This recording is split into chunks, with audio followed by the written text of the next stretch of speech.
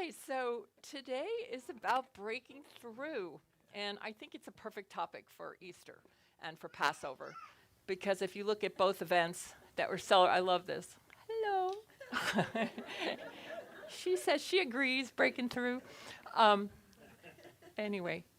yeah, so if you look at both these topics of Easter, breaking through the tomb and resurrection and a new life and overcoming death.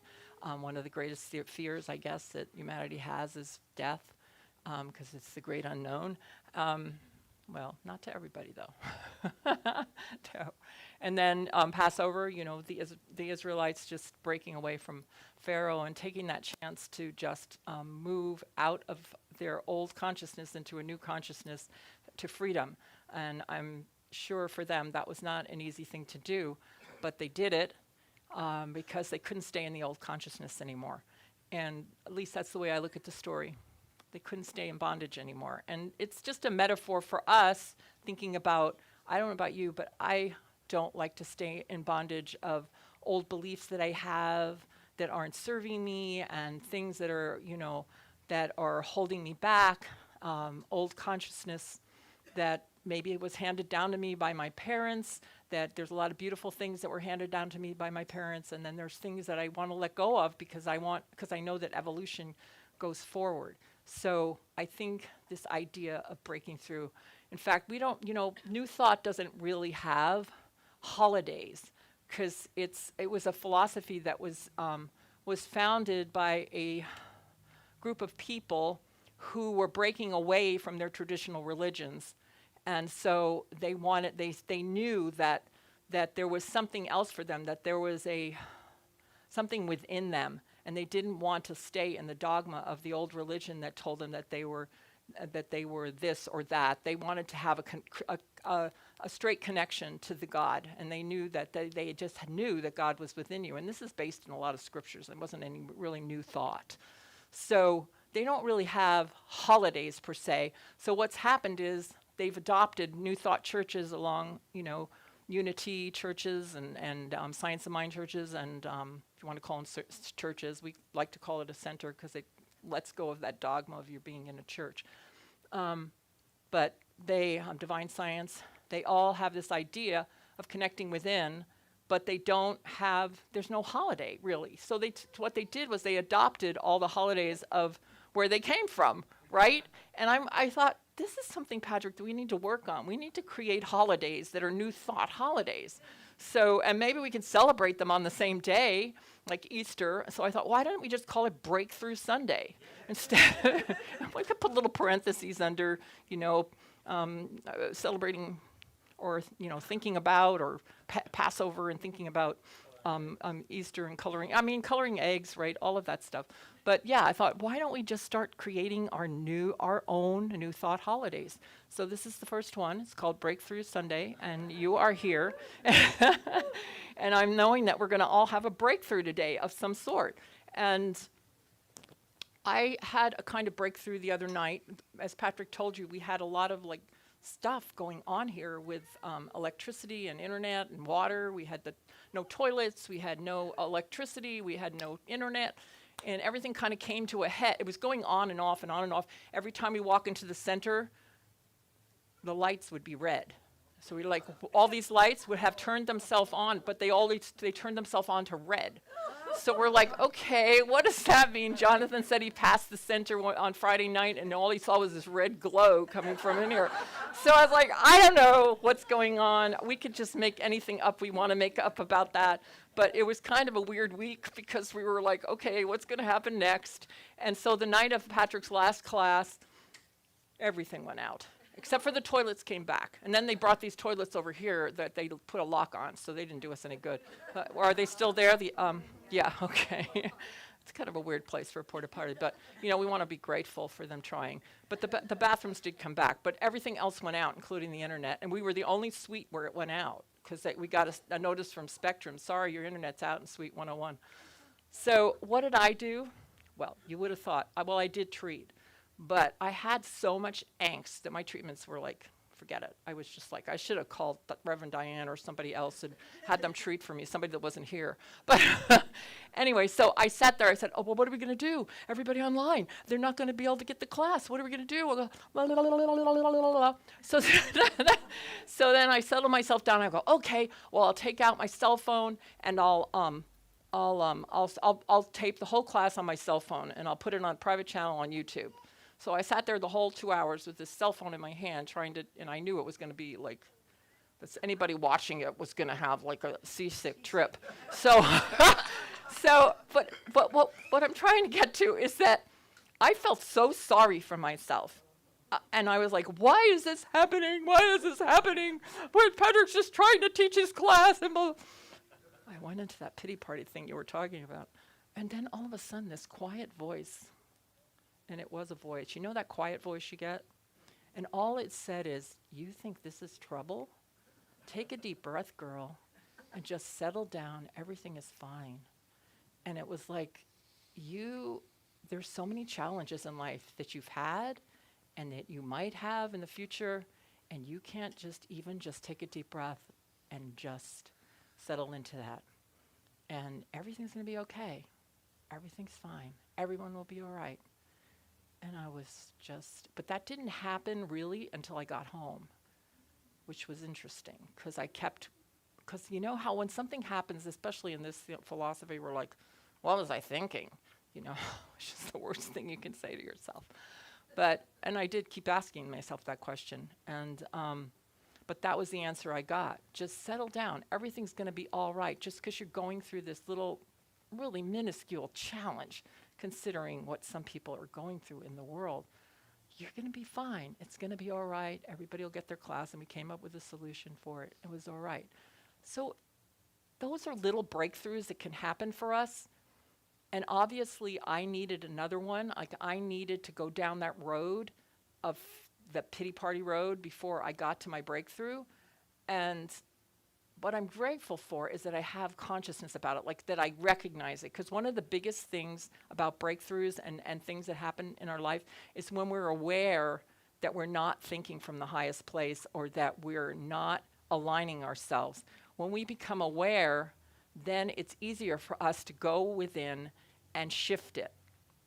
And sometimes it takes a moment. Like, breakthroughs are not like instantaneous, because if you think of like breakthroughs in science and things and inventions and things like that, those people spent years probably trying to figure something out before one day it suddenly happened, and it looks like it's instantaneous. And that's what happens to us too.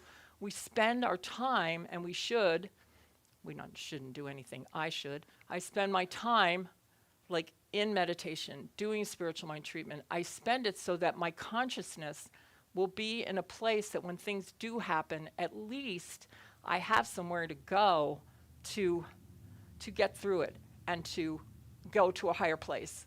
And I don't want to stay there long. I don't know. That was a terrible night for me. I would hate to, that was a terrible night. It's terrible because I kept myself in that place instead of like just moving through it and relaxing. So what will it take for Rita to just like surrender? I do it every Sunday. I'm good at it here. Like Maureen said, I have those things too where I go, oh, will I ever have something new to say? Okay, this morning we said that and we looked at each other. We were laying in bed when we got up at 4 o'clock. And I said, why is this that every Sunday I'm like, oh, it's Sunday, I have a talk, blah, blah, blah. And I said, no, I'm breaking through that today totally, because 10 years, guys, we've been standing up here for pretty much every Sunday. If we don't trust ourselves by now, and we do, once I get up here, I'm fine, but we always treat like several times before that happens. So I'm grateful for this, the power of spiritual mind treatment, because it might look like just five easy steps, but these steps, what they do is they help you direct your thoughts, just like you gave such a beautiful demonstration of that. Thank you for doing that, because she just corrected the way she was thinking and poured the clean water in of what she wanted to have experienced. She wanted to get up here and be able to share with you, and that was greater want than wanting to stay stuck in her nervousness. So this is powerful. And why does it work? It works because there's only one field of energy, one mind, one source of energy that is everything, that is God, that is whatever you want to call it, that's taking the impress of what we're believing and what we're thinking and making it so in our life. That is a given. Causing effect. We're constantly causing effect all the time. And, just like I was causing effect the other night, by just keep staying in the place that I was causing the horrible effect of being stuck in that terrible, angst. So, yeah, and as soon as the peace came, the answers came, and I was walking through it. So it's really important. So one of the things I also want to talk about, because it's been on our mind a lot this week, and Melissa and I are going to sing a song in a few moments, is another thing that keeps us stuck is non-forgiveness. And it will put obstacles in our path for anything we want to demonstrate in our lives. Because why? Because it takes up mind time, it takes up emotional time, it blocks us spiritually from evolving, because we hold on to things and we have an emotional attachment to them. There's nothing wrong with saying, oh, that happened to me and that was really awful, and some of us have had really awful things happen to us. But do we want to stay there? Do we want to stay in non-forgiveness? Do we want to stay in that consciousness of being emotionally attached to that situation so that we cannot free ourselves to live our lives fully? There's so much for us. So much for us. It's like, I don't know what your belief system is about Jesus, but, he went through all that from what we know of the story.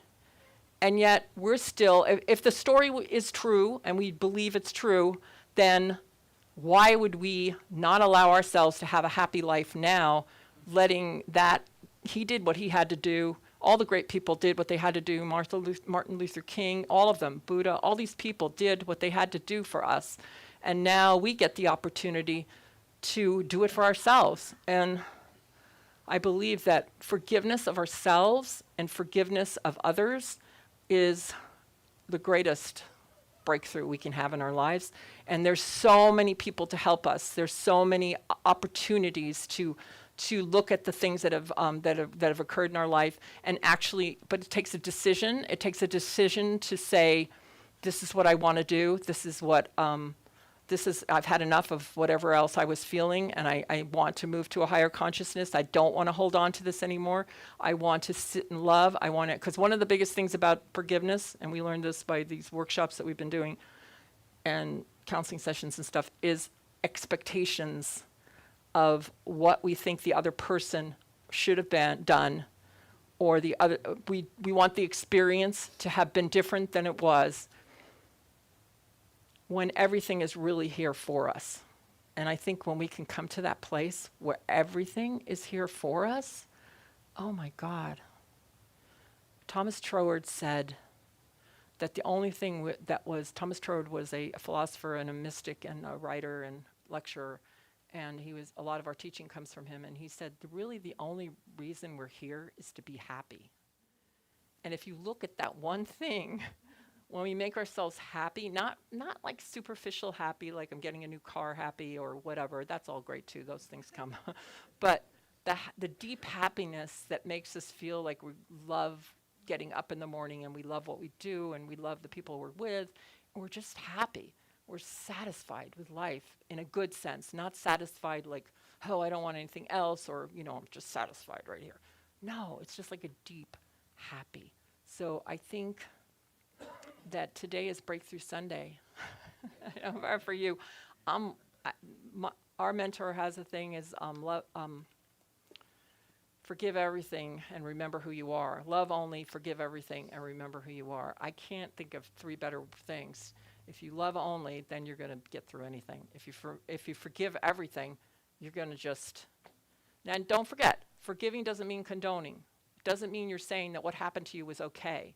You're just saying, I'm releasing my emotional attachment to it, and I'm moving on now.